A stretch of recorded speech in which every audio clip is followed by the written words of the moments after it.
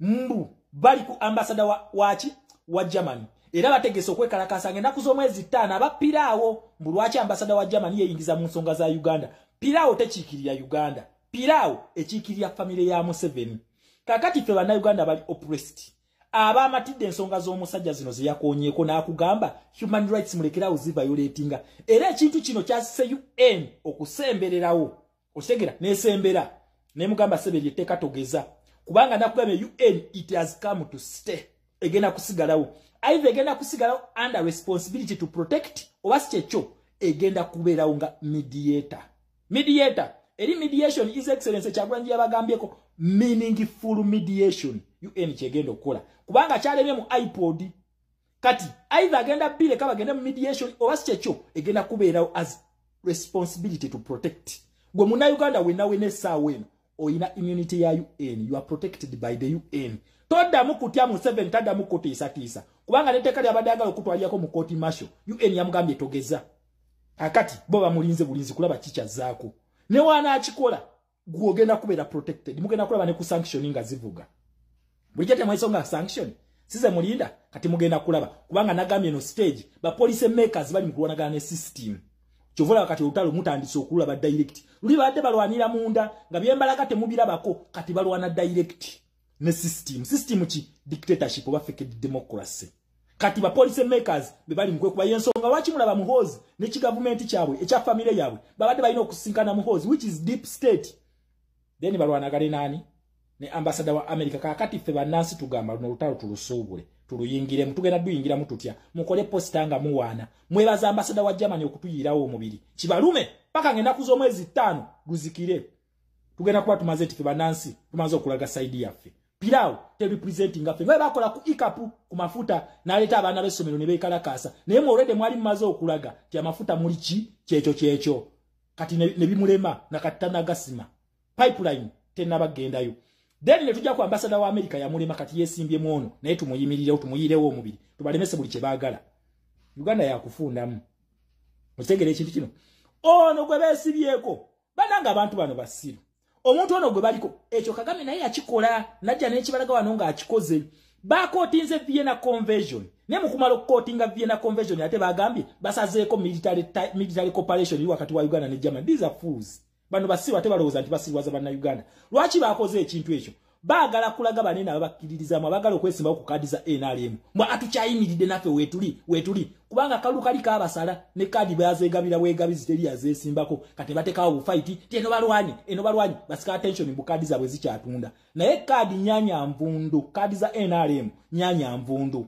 Okitegera ekintu ekyo kati bagezaako kuwagawaga bano nti atukyayimiridde bano abazungu tewali kye bagenda tukola. Naye nga bagudde dda ki system kyagudde kasita kitandika okulwanagana ne police zomanya kigudde tekikyayina lugendo. Kati ffe bannayuganda tugenda kukola event yeno mwe muli protest vote kalonda kakuma kanoonya kukabanja zezo events ezigenda osuula Museveni. Wetuviira mu luno olutalo system egenda kuba bagisibye emikono kakati tugenda kwambalagana naye nga musibe emikono. Okige kyekino kye nabagamba tugenda kujja nga tusindika busindise so kyembasaba tusubula olutalo luno. Ataona Museveni obusiru bwe yesimbye ku Germany. Nakugamba bana abatano bagala kola +1 bagala teekawo Germany. Tolaba nti Kagame yeepankira ku Belgium. Nemulaga nti kakati gwe katukwavuwaze ne bamugobe Congo Belgium. Kwa Belgium bwe bamala okugoba diplomati waabwe. N'ekitebe kyabwe ne bakifulumya baddabuzi wali Congo. Ne bagamba kakati abahutu tubakomyawo. Bamuweereza abahutu maje abo basirikale abali mu kudda mu ggwanga lya Rwanda. Abahutu abo basirikale bibabadde mu bibira bye Congo nga bibalwana kati bazzeeyo ate balina UN protection. Eyo UN protection gye bawadde abahutu nga bayingire ggwanga lya Rwanda naye muna Uganda gyogenda okufuna nga tugenda okwambalagana ne Museveni yako nkugambye bakalinze etteeka eyo kaliteekeko omukono then gwe bakuwe protection twambalagane naye nga tulina UN protection. Kyonna kyatukola UN Security Council yekuba embwa ekyo nabagamba kyonna kyagenda okutukola senga asayininga etteeka eryo UN Security Council yekuba kasatu activating human rights. Wekalakasa kusituka bamulage fire kuwole de bamuwoninze ne bamugamba tokigeza. Bana abantu bali serious nkugambye awo waliwo America waliwo Bungereza waliwo France kakati waliwo ne Germany gwali mu kwesimbako. Just watch the space. Otegere kintu ekyo. Then Russia weeryawo ne China ne bagenda tunabutunozi kwabo baze kubeera nga ba observer batuna bagamba ekigendo okubya Museveni kirimu eggumba ddala mukakasa abantu bali ku side eri aba Democrats nti ye okay mukube bagenda okola nga Ukraine wekikola lwakuba Ukraine eno abantu bali ku side ya Zelensky naye police ya Russia ate ekola bulala ya Soviet Union yote liike ebyo muno simanya abantu bali ku side genda wali nkukube wonkuba ng'ogendayo yo wegamba osoka kujikuba nga Afghanistan we yakola okusula Soviet Union yagwira Afghanistan balwanagana olutalo ne lulemera mu Afghanistan era Soviet Union okugwa kwayo kwatandikira mu Afghanistan kakati okugwa kwa Russia Ukraine ero kuba Russia wetamukuba agenda muzayo mu Soviet agenda mufukamiza okitegere ekintu ekyo bwekito wekiri kati ne Museveni wano okuva mu Commonwealth ne American Foreign Policy ayinoka kasanti akuba Democrats Russia egenda tunula butunuzi bweti naye senga kibadde eringa wekiri mu West Africa nti abantu babadde abalina babadde bayisa mu jenje ekalu bano ba communist okitegere ekintu ekyo kati tugenda kulumba Museveni nga tulira protection ya UN. Then number 2 Germany mwandi jesonyiye olutalo lwaffe America eri emabega ga Kyagulanyi America eri emabega ga People Power Movement America eri emabega go kusula Museveni si Germany temusiriwaza banansi lwaki America mwayingira BRICS ngenaku z'omwezi lumu omwezi gwa January omwaka gwa 2025 yet American Foreign Policy egamba direct intervention into domestic policy kastanga babera bayina third factor ukitegere ekintu ekyo kicha kigeno mukubya ono Golodi ono gwali mukubalaga kati asindika sigino mbana bazungu bagala tukubala Golodi wafe mukulu oyo Golodi si uwo wabana Uganda ate Golodi wafe amazo okubako trillion emu era mu makinge bino ebintu bino ne wendi basiriwo osekera ne wendi basiriwo nga kubawe nabera Minister of Foreign Affairs nyenda basa senya trillion eno wagagai ne China bagenda kutubulya trillion yafe je bagitadde this gold is worth 13 trillion US dollars 13 Golodi ona alibusia mukatundu kamu nakugamba Uganda eyo eina Golodi asobola okuja trillion zinkaga eza dollar mu saturation trillion nkaga ne tuli baavu tukuuta toyi tetulina luguudo lulungi tuli third world ensi ezimu kuzikyasinziza gold deposit si reserve enjawulo eri wakati wa reserve ne gold deposit ye source kyekiyombe reserve ogula buguzi n'oleeta n'ostowalinga fe tulina birombe currency yaffe nafu kudiruki ebyo tulina okwerwanako currency yaffe ina okubeera ku currency ezimu ezikyasinza okuzitowa mu nsi kuba tulina gold mungi okitegere ekintu ekyo we tuba nga tusobola okujja trillion eziwere enkaga mu saturation mu gold mokka nga tukutte ku mafuta n'ebirala okitegera lwaki currency yaffe nafu lwaki tuli baavu nabagamba mu myaka 5 Uganda eyo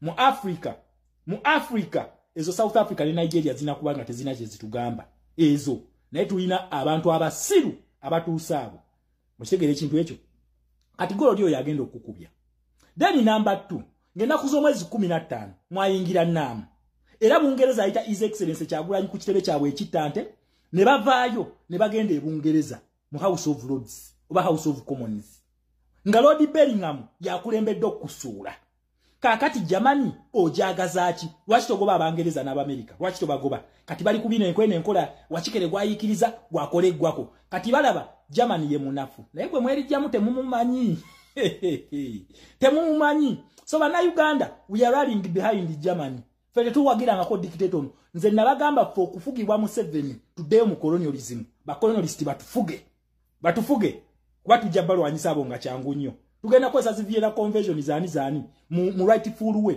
tujja bagoba naye ono black colonialist ono tetugenda kuyimirira naye paka kulasti kati ajamala abasiri wazambu yetondedde Uganda ne Buganda kudiruki oyo omuntu so yetonda oyo okwetonda asoka tuwa ntebe nga tumujjeeko temubikkirize temubitambuza na bitambuza obi diversion so abantu babiri bagenda okuba Museveni Bungereza ne America ne yesibye ku Germany oshegere ekintu ekyo France egenda kale France egenda kuyambako nga NATO ejja kuyambako nga NATO ne kakati we Museveni wetaaga NATO bazitwalira Libya bali Libya nesigwe mu just muri biyenje buyenje you are just cockroaches bakwata bukwasi dumu nga bakafuira nga kagweri nsaba tusuubula olutalo tulusuubule olutalo luno tulusuubule lubeere lwaffe tululwane luno okitegera ekintu kino Museveni bali ku ambassador wa Germany era bategese okwekalakasa ng'ennaku z'omwezi 5 abapiraawo lwaki ambassador wa Germany yeyingiza mu nsonga za Uganda piraawo tekiikirira Uganda piraawo ekiikirira family ya Museveni kakati fe bannayuganda bali oppressed abamatidde ensonga z'omusajja zino ze yakoonyeeko n'akugamba human rights mulekerawo ziviolatinga era ekintu kino kyasise UN okusembererawo otegera n'esembera nemugamba Seberi etteeka togeza kubanga nakugambye UN it has come to stay egenda kusigalawo either egenda kusigalawo under responsibility to protect oba si kyekyo egenda kubeerawo nga mediator eri mediation is excellence Kyagulanyi yabagambyeko meaningful mediation UN kyegenda okukola kubanga kyalemye mu iPod kati either agenda bile kaba agenda mu mediation oba si kyekyo egenda kubeerawo as responsibility to protect gwe Munnayuganda wena essaawa eno oyina immunity ya UN you are protected by the UN toddamu kutya mu 7 taddamu kutiisatiisa kubanga n'etteeka lyabadde agala okutwalirako mu court martial UN yamugambye togeza